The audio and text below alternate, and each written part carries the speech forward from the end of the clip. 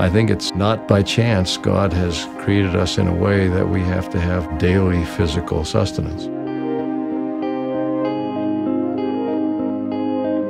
The children of Israel coming out of Egypt lived for 40 years approximately on something called manna.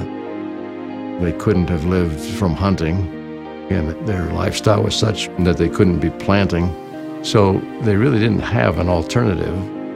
God was, in essence, providing their daily sustenance. And I think at least one of his purposes was to teach them to remember him, to think of him, to look to him, to have faith in him, that he was the source of their life. He did it in the way of making it a daily thing. They couldn't gather up manna and store it. It would only be good for one day. They couldn't forget who was the source of their blessings. There's a spiritual parallel in our day.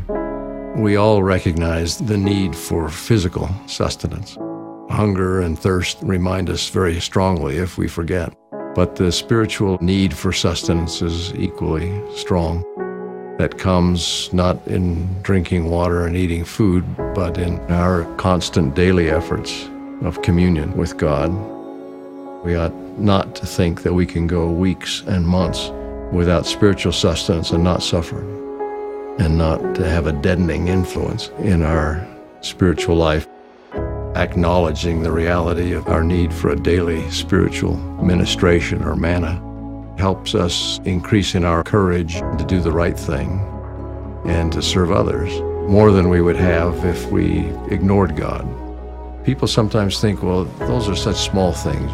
Prayer, immersing ourselves in the scriptures, pondering, meditating. How can that really produce a significant difference in a person's life? But it does.